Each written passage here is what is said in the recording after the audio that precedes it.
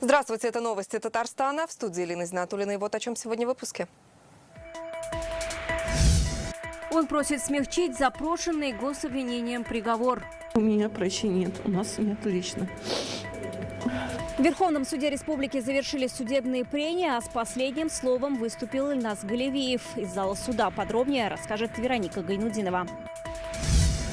Только с начала этого года на сетях водоотведения произошло 79 провалов.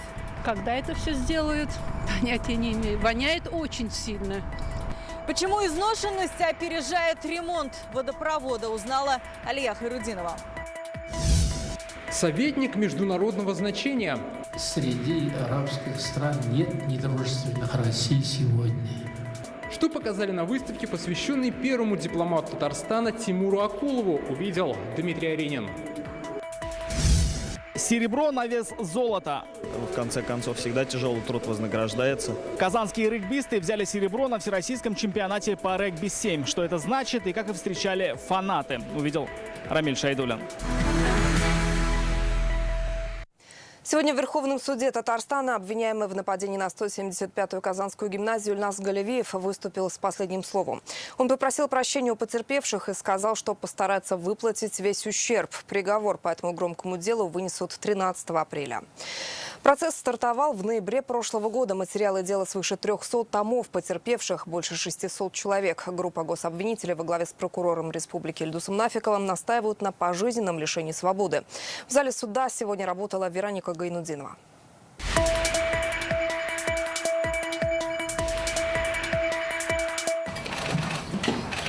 В Верховном суде Татарстана сегодня впервые с начала судебного процесса журналистам разрешили фотографировать и снимать в зале заседания, но только несколько минут до прихода судьи. Напомним, о запрете съемки просил сам Галевиев. Сегодня, увидев камеры, он начал нервничать и нецензурно выражаться в сторону прессы. Услышать речь защиты и последнее слово подсудимого пришло много людей. Это потерпевшие, свидетели, представители СМИ. До выступления адвоката слово дали обвиняемому. Было видно, что Ильназ Галевиев готовился к речи. Она была короткой, но ее он прочитал с тетради. Попросил убрать из запрошенного гособвинителем наказания отбытие 5 лет в тюрьме.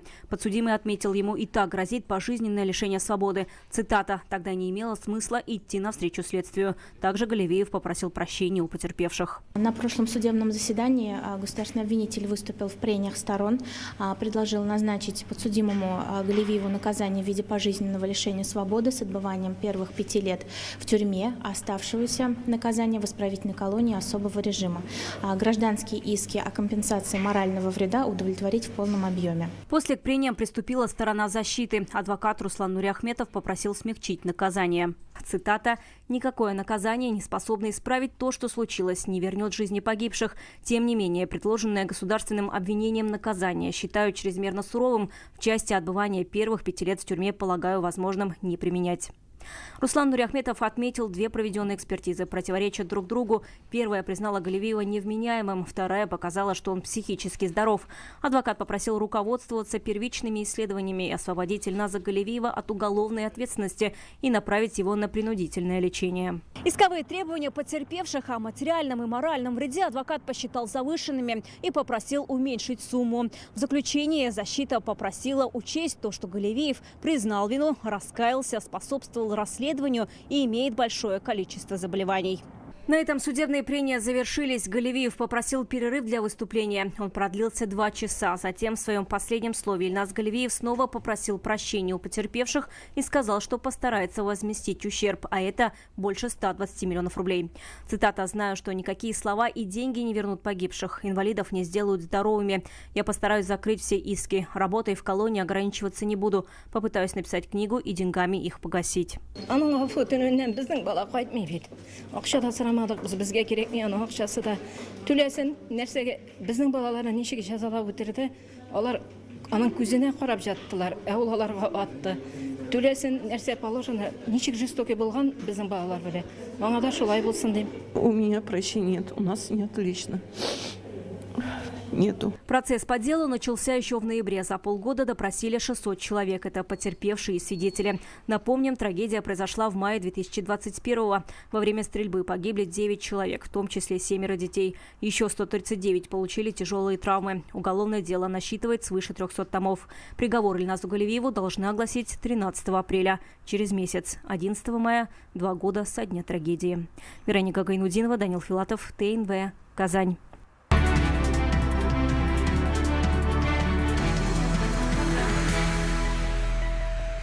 К другим темам. С начала года в Казани на крупных водопроводах произошло 79 провалов грунта. Причина – постоянные прорывы на линии. Это в 2 раза больше, чем в прошлом году. По данным водоканала, изношенность труб в Казани почти 70%. Особую тревогу вызывает 3-й северный коллектор на Чистопольской. Его ремонт затягивается. Должны были завершить в декабре 2022-го. Сегодня заявили, сдадут не раньше декабря этого года. Все это время жителям приходится вдыхать невыносимый запах. В чем проблемы и успеют ли на этот раз? Ответы искала Алия Хайрудинова. Летом не то, что ужасно, вообще невозможно, когда проходишь и стараешься рот затыкать. Прям в себя вся эта вонь идет. Татьяна Самохвалова 4 года живет в 39-м доме на Сибгата Хакима. Говорит, запах такой, что окна не откроешь, квартиру не проветришь. Мешает, конечно, очень. Во-первых, вот эта вот вонь. И это уже длится 2-й год, насколько я помню. И то, что неудобно, перекрыли вот здесь вот движение. Вот у нас получается только один заезд и выезд. Когда это все сделают, понятия не имею. Воняет очень сильно. Виной всему затянувшийся ремонт 3-го северного коллектора. Вопрос для казанцев наболевший. Здесь нужно отремонтировать больше 2 километров сетей. Только в прошлом году 25 провалов. Грунт не выдерживает прорывов. Завершить ремонт и покончить с запахом обещали к концу 2022-го. Теперь срок сдвинули еще на год. Ни приехать, ни подъехать, никакие службы не приедут. Вот так случись что, да. Потом здесь постоянно перерыто и перекопано. Ты не проехать, не с коляской, уж понятное дело. Так вообще людям, которые маломобильные, они вообще не могут. Ну, запах – это самое главное. Запах – это самое главное. На самом деле запах отравляет. Откуда ты знаешь, какие содержания веществ там? Комаров очень много. Ходить – это пахнет ужас. Когда ветер с этой стороны дует, из окна нельзя открыть. Сильный запах. Городские власти называют состояние коллектора критическим. Построен он в 80-е годы, износ 100%, говорят в водоканале. Сейчас здесь работают 120 человек и 50 единиц техники. Однако ремонт может затянуться. У нас иногда аварии, которые происходят, вот буквально в марте месяце текущего года возле жилого комплекса «Магеллан» произошел провал. То есть его открыто так не оставишь, приходится с реконструкции снимать подрядчиков и ставить на ту часть, которая у нас провалена, чтобы ее временно отремонтировать, потом приступить к остальным работам. Большинство трубопроводов проложены в прошлом веке. Самый старый в 30-е годы. Изношенность 70%. Только в 2022-м произошло более 1200 аварий. В этом году на капремонт сетей потратят почти 3 миллиарда рублей. Это в 2 раза больше, чем в прошлом. Реконструкция северного коллектора изначально в обозначенные сроки сдвигается по причине того, что возникают новые провалы. Это не только поиск финансовых, но прежде всего трудовых ресурсов. Работа по санации коллектора сложная и трудоемкая. Главная причина, что не может водоканал остановить по канализованию самого, поэтому делаются обводные пути. Как слышно, временной перекачивания трубопровода 4 километра. Ломжинская, Сахарова, Красикова, Халитова. Более 10 улиц. И это порядка 28 километров сетей водоснабжения и канализации. Их в этом году обещают отремонтировать. Ремонт будет и на улице Толстого. И нужно сказать, что здесь водопровод проходит прямо посередине проезжей части. А значит, дорогу придется перекопать и ограничить движение. Сейчас столичные власти ждут федеральную программу по строительству и ремонту в сфере ЖКХ. О ее старте объявил Владимир Путин. В течение 10 лет из бюджета страны выделят 4,5 триллиона рублей. Какая сумма придет в Татарстан и Казань, пока не ясно. Алия Хайрудинова, Алмаз Заединов, ТНВ, Казань. Администрация Нижнекамска нашла решение, как зачислить ребенка в детский сад при дефиците мест в новых микрорайонах. Это предоставление временного места в любом дошкольном учреждении пока не появится в желаемом. Таким предложением воспользовались 100 семей. При этом первичное заявление в нужный детский сад сохраняется. Сейчас 9 детсадов в новых микрорайонах переполнены. При этом 17 учреждений, которые находятся в старой части города, недоукомплектованы. На территории нашего района и очень хорошо используется эта преференция. В принципе, дает все гарантии, что очередь никуда не денется из основного детского сада. А временно это порядка одного учебного года пребывания в том саду, который расположены в других районах. Сейчас очень важно, чтобы мы правильно изыскали возможности обновления так называемой старой части города, чтобы молодежь пришла. В прошлом году мы закрыли 3 детских сада именно в старой части города. Это вопрос, он болезненный. Понятно, что надо его эффективно, конечно, каждую площадь использовать. Но, к сожалению, пока в части демографической политики мы не растем стремительно. Поэтому здесь важно, конечно, выстроить правильную градостроительную политику. На этой неделе в ряде районов республики пройдут первые общегородские субботники. Так, на уборку территорий выйдут альметьевцы. Власти сегодня призвали к активности всех горожан. Особое внимание уборке не только мусора, но и сухой травы. Именно она становится причиной возгораний. Так, пожар случился в одной из промзон Альметьевского района. Огонь локализовали быстро. Ранее здесь создали защитный земляной ров, чтобы не допускать распространения пожара. В наступивший пожароопасный период глава исполкома поручил усилить контроль на всех опасных участках. И сельхозпредприятия должны на это делать упор. Ну и главы на контроле прошу держать. Обязательно опашка всех участков должна быть. В Татарстане потеплеет до 20 градусов. Как сообщает Гидрометцентр, большая часть европейской территории страны, в том числе наша республика, на этой неделе будет находиться под влиянием малооблачного циклона. Однако уже к выходным в Татарстане существенно похолодает. 14 апреля в республику будет поступать воздух северных широт. Прогнозируется сильный ветер, днем будет не выше 10 градусов. В Татарстане отменили мартовский перерасчет начислений по статье «Общедомовые нужды». Как республика добилась этого и на какую сумму могла вырасти оплата ЖКУ, если бы не отмена, читайте в интернет-газете «Реальное время». Рустам Минниханов сегодня в Доме правительства встретился с первым заместителем главы МВД Российской Федерации Александром Горовым. Раис Татарстана и Александр Горовой обсудили вопросы взаимодействия по ряду направлений. Сегодня в Музее истории государственности татарского народа и Республики Татарстан открылась выставка, посвященная Тимуру Акулову. 25 апреля ему исполнилось бы 70 лет. Он ушел из жизни в 2018-м. Дипломат и советник первого президента, стал основателем татарстанского внешнеполитического ведомства. В церемонии открытия выставки приняли участие государственный советник Ментимир Шаймиев, руководитель администрации Раиса Татарстана Азгат Сафаров, приехали родные и коллеги Тимура Акулова. Чем запомнился, как его неофициально называли, министр иностранных дел Татарстана и какое глобальное значение сегодня имеет его работа, узнал Дмитрий Аринин.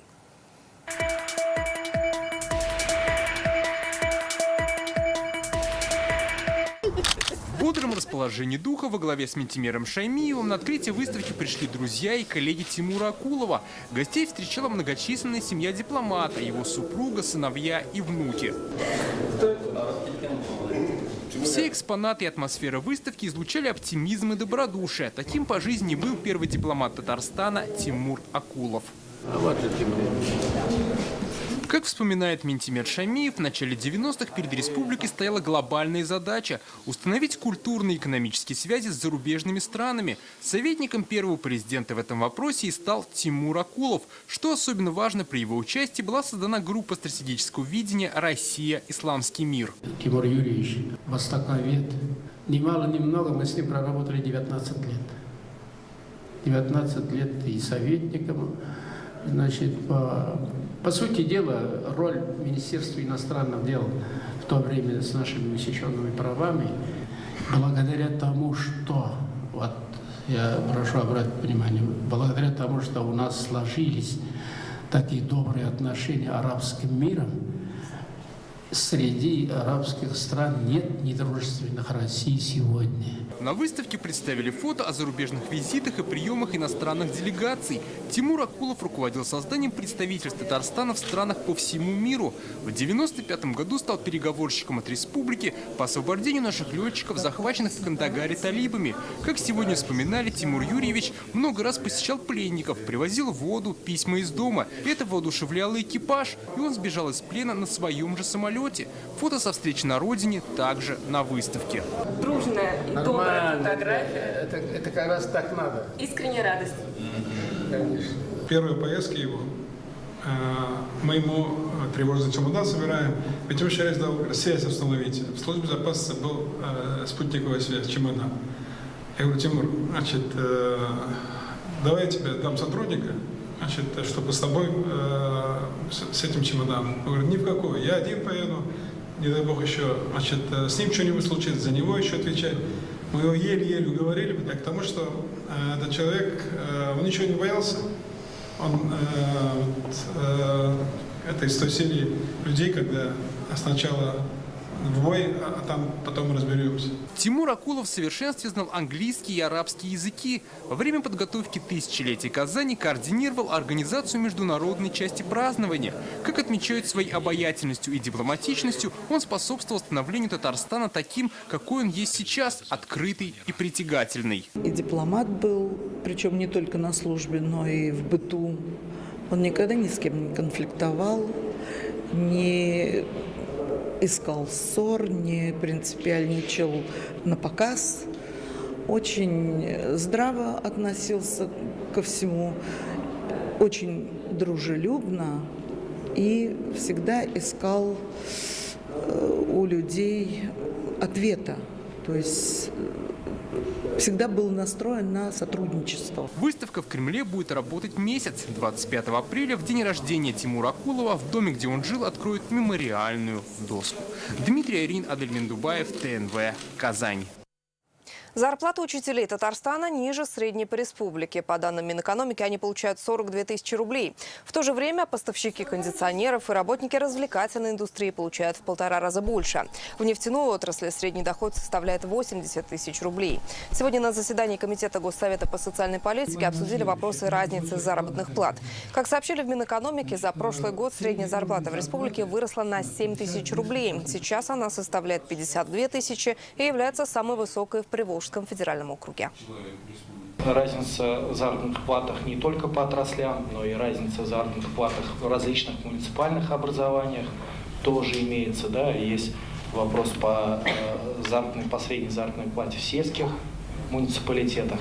Поэтому, да, безусловно, заработную плату можно повысить за счет опережающего роста производительности труда. «Ты можешь все» – так называется инклюзивная мотивационная встреча от Сибура для людей с ограниченными возможностями здоровья. Она прошла в Нижнекамске в рамках программы социальных инвестиций «Формула хороших дел». Спорт меня очень сильно раскрепостил. Свой путь в большой спорт чемпион мира по паралимпийскому фехтованию Николай Лукьянов начал в 2007 году. После травмы позвоночника и долгой реабилитации он попробовал свои силы в этом виде спорта. Сейчас Николай чемпион мира, чемпион Европы по паралимпийскому фехтованию. И вот его главные рекомендации. Конечно же, любить жизнь. Второе, быть самостоятельным, потому что пока мы не самостоятельны, мы ничего не сможем сделать. И третья вещь – это, конечно, финансовая независимость. Вдохновляющий пример показал еще один участник встречи, который трижды возвращался к жизни после клинической смерти. Александр Головатенко первый раз был серьезно ранен во время службы в горячей точке. Затем он лишился руки в автомобильной катастрофе. И в третий раз он восстановился после травмы позвоночника. Вы самые лучшие. Произносите каждый день, что вас любят, вы любите. «Ты можешь все» – инклюзивный межрегиональный проект программы социальных инвестиций Сибура «Формула хороших дел». Встреча собрала более 200 нижнекамцев. Очень важно чувствовать энергетику тех ребят, кто в силу разных обстоятельств, тех людей, кто в силу разных обстоятельств обстоятельств в чем-то являются маломобильными, да, или есть какие-то ограничения в их, скажем, повседневной жизни, но, я вот уже неоднократно это говорила, та энергия, та воля к жизни, то желание что-то созидать и достигать чего, она настолько велика, что, мне кажется, мы сами от этого заряжаемся. Хочется поблагодарить за ту поддержку, которую сегодня оказывает нам компания «Сибур».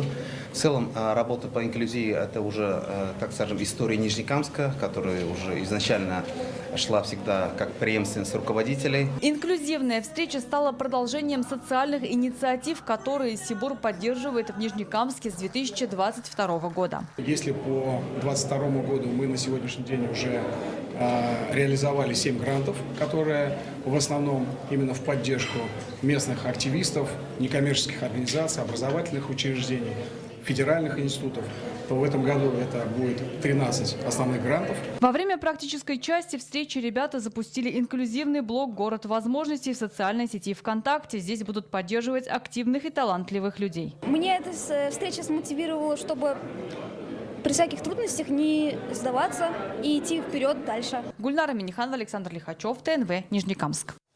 В республике впервые пройдет всероссийская ярмарка «Работа России. Время возможностей». В одном месте соберутся сотни работодателей и тысячи соискателей. Пришедшие смогут узнать об актуальных вакансиях, зарплатах и социальных гарантиях. Также посетители ждут тренинги, профтестирования, консультации специалистов службы занятости. По данным Минтруда республики, сейчас в Татарстане на учете состоят порядка 7 тысяч безработных. На всероссийскую ярмарку вакансии предложили 300 предприятий. Она откроется 14 апреля и продлится 2 дня. В Казани пройдет в КФУ. Места проведения в других городах и районах республики можно узнать на сайтах муниципалитетов.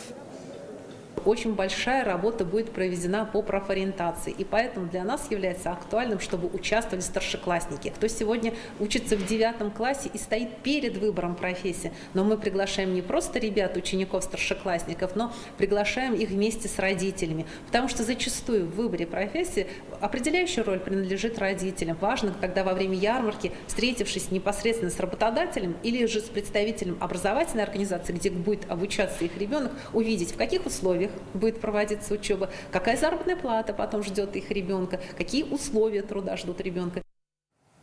В преддверии дня рождения Габдуллы Токая в Казани пройдет череда мероприятий. Все они связаны с празднованием Дня родного языка. Пройдет конкурс художников «Саума Казан». Участникам предстоит создать образ столицы Татарстана. Работы победителей представят на выставке в День Республики. Второй раз проведут конкурс «Устелем». Здесь участники представят свои проекты по изучению татарского языка. Состоится фестиваль национальной культуры Ягамлы-Яз. В этом году он посвящен Году национальных культур и традиций. Выберут и девушку весны. Условия для конкурсанток – знание татарского языка. Также пройдут показы спектаклей театральной студии «Апуш». Юные актеры выступят на малой сцене Камаловского театра, а также во дворце имени Ленина и в культурном центре Чулпан. Важно, чтобы такие проекты, нацеленные на продвижение татарского языка, нашли своих адресатов и помогли не только жить, но и развиваться родному языку. А это самый верный способ того, что родной язык будет жить, развиваться, что на нем будут говорить наши дети, внуки. В Казани прошел фэшн-ифтар. Пригласили 1000 гостей. Это женщины-мусульманки, блогеры, артисты. Вечер начали с молитвы, а после перешли к главному событию фэшн-ифтара – показу мусульманской моды. На подиум вышли 90 моделей. Организаторы считают, так они показывают девушкам, что мусульманская мода – это красиво и удобно. Продемонстрировали одежду, пошитую в Нальчике, Черкесске, Нижнем Новгороде. Это платья, платки, спортивная одежда. В этом году главный цвет ифтара – белый. Он символизирует чистоту, свободу и женскую силу. Это уже 7-й фэшн-ифтар. Каждый раз здесь не только демонстрируют мусульманскую моду, но и поднимают социальные темы. В прошлом году обсуждали здоровье женской груди и важность медицинских обследований. В этом говорили о домашнем насилии. В этом году мы подняли тему семейного насилия, потому что также считаем это очень актуальной повесткой дня, тем более после пандемии, когда статистика, к сожалению, ухудшилась. Самый основной посыл был помочь тем девушкам, которые покрылись или собираются покрыться и ищут свой стиль, вот именно в благопристойной моде. И, конечно же, этот проект создавался для того, чтобы объединять женщин. В В это воскресенье православные отметят большой праздник – Светлую Пасху. Уже 15 апреля во всех казанских храмах пройдут ночные богослужения. В соборе Казанской иконы Божьей Матери начало молебна в 23 часа. После завершения пасхальной службы жители смогут разъехаться по домам на спецтранспорте. 5 автобусов подъедут к 2 часам ночи на остановку «Центральный стадион». Общественный транспорт будет следовать до Дербышек, жилого комплекса Азина-1, остановки 10-й микрорайон, в Новосавиновский, авиастроительный и Кировский районы. Это серебро на вес золота. В Казанском аэропорту сегодня вечером встретили команду по регби «Стрела». Она впервые в истории татарстанского спорта завоевала серебряные медали чемпионата России по регби-7. В прошлом году татарстанцы заняли 4-е место, и вот спустя год заслуженное серебро чемпионов встретил и Рамиль Шайдуллин.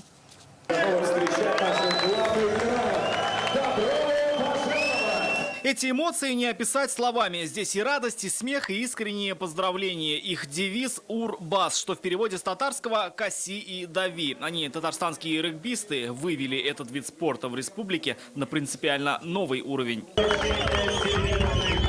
Эти кадры были сняты в Сочи. Здесь казанская команда, одержав победу над регбистами из Подмосковья и Санкт-Петербурга и уступив лишь пензенскому «Локомотиву», взяла заслуженное серебро чемпионата России. И не в классическом регби, а в регби-7, более сложной его разновидности. Раз, два, три. Перезагрузили наше татарстанское регби 4 сезона назад. И, в общем-то, уже видим те результаты, о которых сегодня можно громко говорить. Они, в принципе, и в этом сезоне стремились стать чемпионами. Но будем надеяться, что в следующем сезоне они окажутся еще ближе.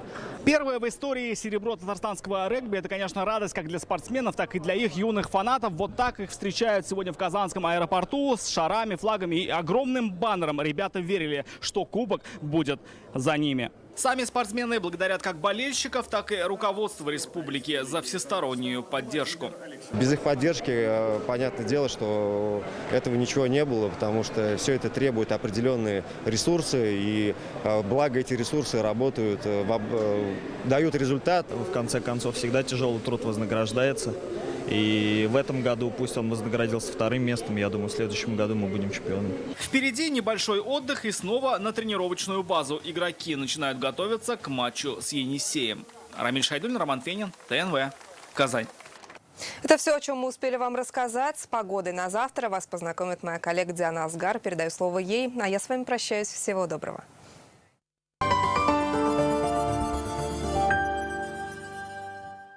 Только в апреле Geely Naft объявляет дни рекордных выгод. На весь модельный ряд Geely честная выгода до 690 тысяч рублей. Сдайте свой автомобиль и уезжайте на новом Geely Naft 230 30 30. Эмис – натуральный виноградный концентрат. В честь праздника Рамадан акция при покупке одной упаковки Эмис Таврический. Целая упаковка лимонада в подарок.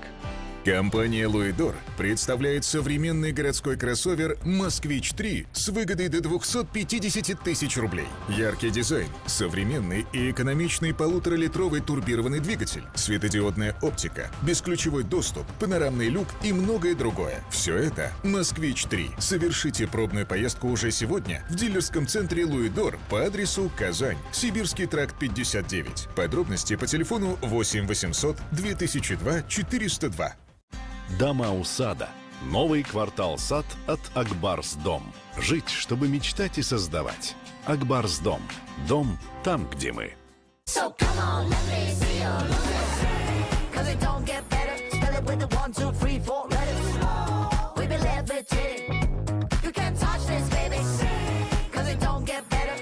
Лада Гранта с выгодой до 80 тысяч рублей по программе утилизации или трейд-ин.